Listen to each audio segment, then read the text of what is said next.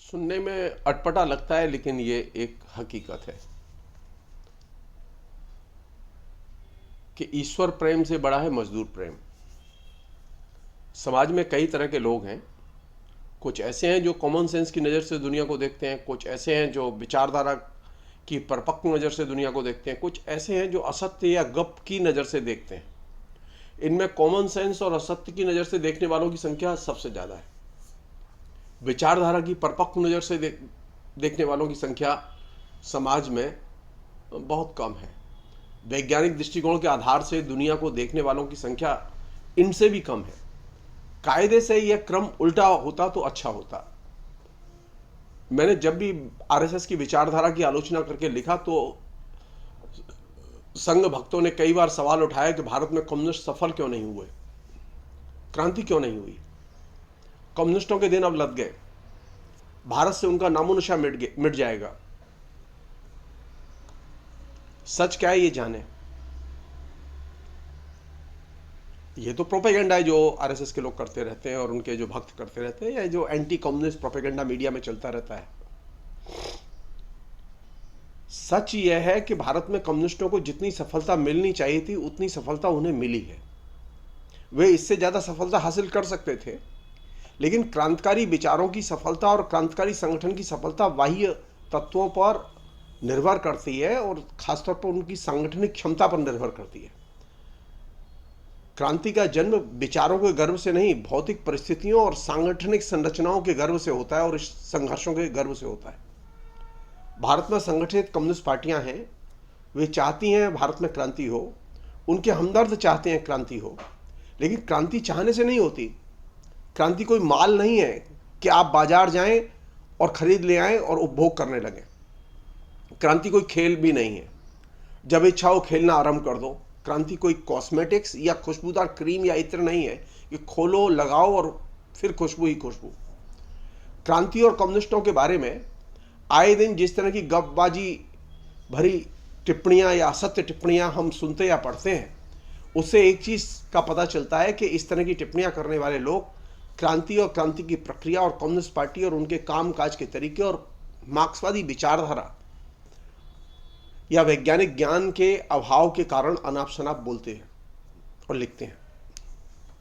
क्रांति दुनिया का सबसे हसीन और प्यारा पदबंध है।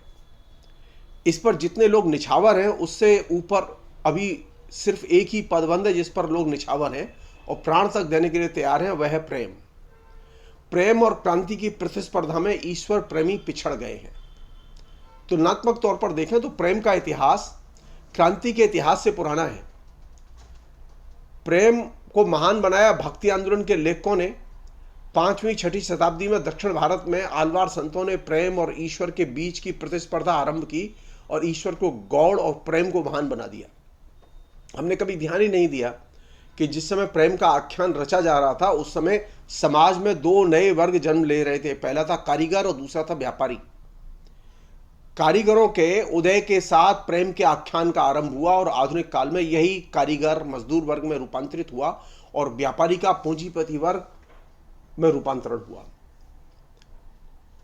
मजदूरों ने आधुनिक समाज को जन्म दिया, औद्योगिक क्रांति को जन्म दिया। जो लोग कहते हैं कि मजदूरों ने क्या किया, वे नहीं जानते या जानबूझकर अनदेखी करते हैं कि मजदूरों ने ही औद्योगिक क्रांति को संभव बनाया।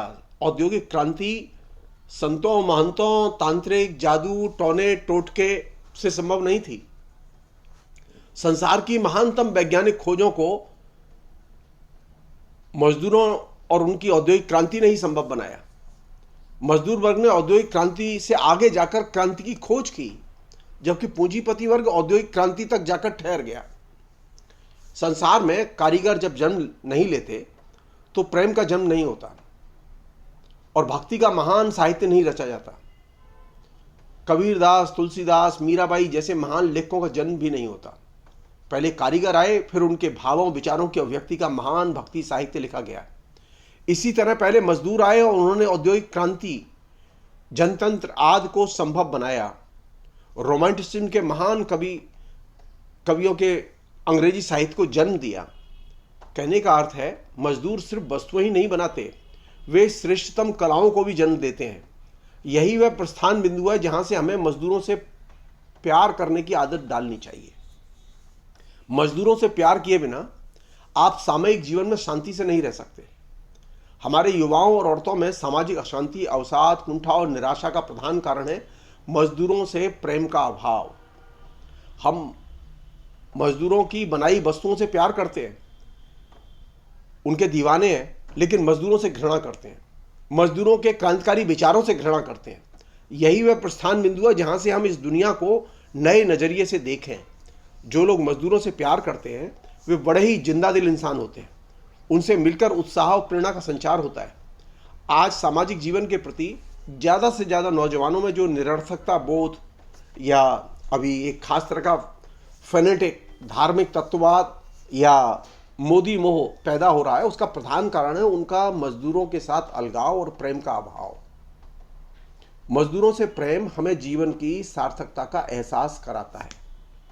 इसके विपरीत वस्तुओं का प्रेम जंगली पशु बनाता है। मजदूरों के बिना वस्तुएं बेजान होती हैं। हम यदि मजदूरों को भूल जाएंगे और वस्तुओं को याद रखेंगे तो विभ्रम के शिकार होंगे, वस्तु पूजा में मगन रहेंगे, विचारहीन मनुष्य बनेंगे। मजदूर प्रेम हमें विचारवान मनुष्य बनाने में मदद करता है। मजदूर और वस्तु को मिलाकर देखेंगे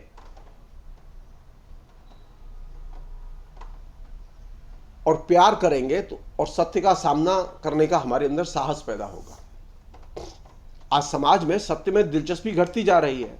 इसका प्रधान कारण है कि हमारी मजदूरों में दिलचस्पी घटती जा रही है। सत्य का हमारी पकड़ से बाहर चले जाना बहुत बड़ी त्रासदी है, लेकिन उससे भी बड़ी त्रासदी है हमारी पकड़ से मजदूर वर्ग का और उसके प्रति प्रेम का निकल जाना। इसके कारण हम अनेक विभ्रमों में फंसे हुए हैं। विभ्रमों में फंसे व्यक्ति को वास्तव जगत नजर नहीं आता। वास्तव जगत में रहते हुए भी वह उससे अनभिज्ञ होता है।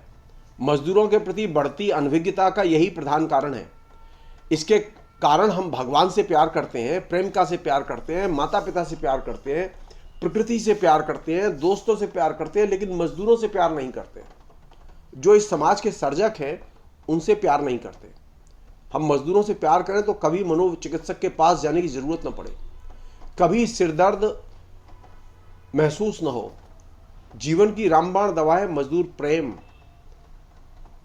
मजदूर प्रेम और प्रेमिका से प्रेम से भी महान है।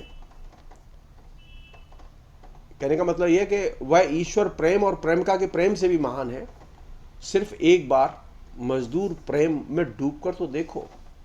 बहुत बहुत शुक्रिया।